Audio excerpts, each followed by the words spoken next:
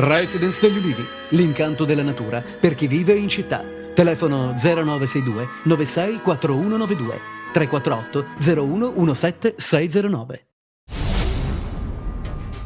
Si è tenuto stamani un sit-in di protesta dei lavoratori delle strutture sociosanitarie ed assistenziali accreditate al Servizio Sanitario Regionale. La manifestazione si è svolta presso la sede dell'Assessorato regionale alla salute di Catanzaro. I manifestanti chiedono il diritto e la stabilità del lavoro, la puntualità degli stipendi e il rinnovo del contratto nazionale. Intanto Scopelliti ha annunciato lo slittamento del piano della sanità territoriale che doveva essere presentato il prossimo 20 settembre.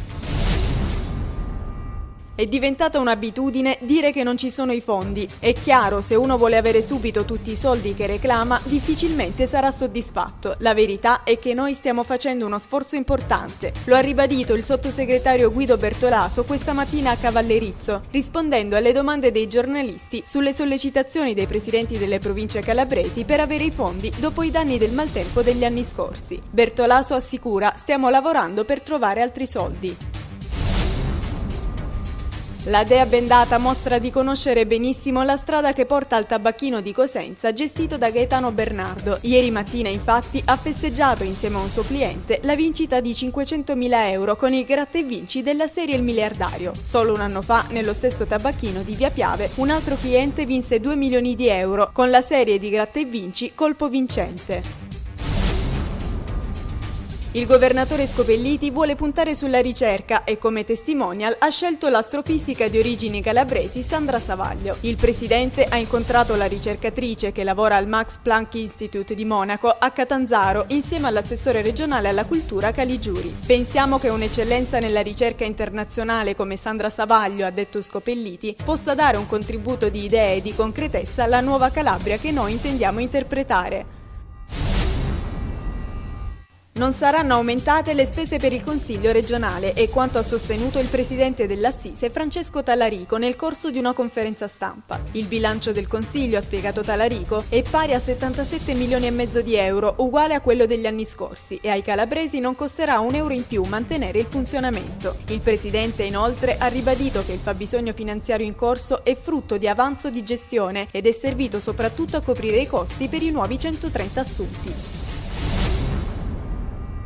Si è riunito a Catanzaro il partenariato istituzionale relativo al programma integrato per le aree rurali della provincia, che da ieri ha preso il via. Il PIAR prevede interventi per oltre 2 milioni di euro destinati ad azioni di miglioramento e sviluppo delle infrastrutture, in parallelo con lo sviluppo e l'adeguamento dell'agricoltura e della silvicoltura, sostegno agli investimenti non produttivi di parte pubblica e servizi essenziali per l'economia e la popolazione rurale.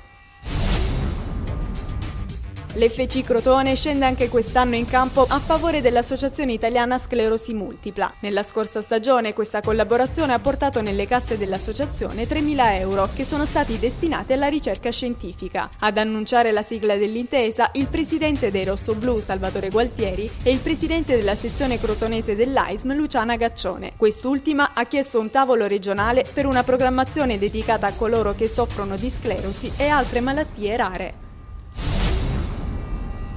Avrà inizio il prossimo sabato 25 settembre la Notte Piccante, nota manifestazione catanzarese arrivata al 4º anno, dedicata all'ingrediente fondamentale della cucina calabrese, il peperoncino. Tanti gli stand che saranno allestiti per degustare il peperoncino nelle sue numerose ricette tipiche. Novità di quest'anno è l'accordo firmato tra l'assessore comunale Roberto Talarico e il tour operator rappresentato da Mario De Marca, con un pacchetto che ha l'obiettivo di promuovere l'evento al di fuori della regione. Gino Paoli ha assecondato la natura jazz da sempre presente nel suo animo e insieme a jazzisti italiani di fama internazionale ha incantato il pubblico di Rende. Il concerto, inserito nel cartellone della Kermesse Settembre Rendese, ha emozionato e stupito. Un viaggio musicale attraverso le sue più famose canzoni, riarrangiate con le sonorità tipiche della musica jazz. Time After Time e I Fall in Love Too Easy, perle della musica nera, sembrano miscelate perfettamente con sapore di sale, la gatta e senza fine.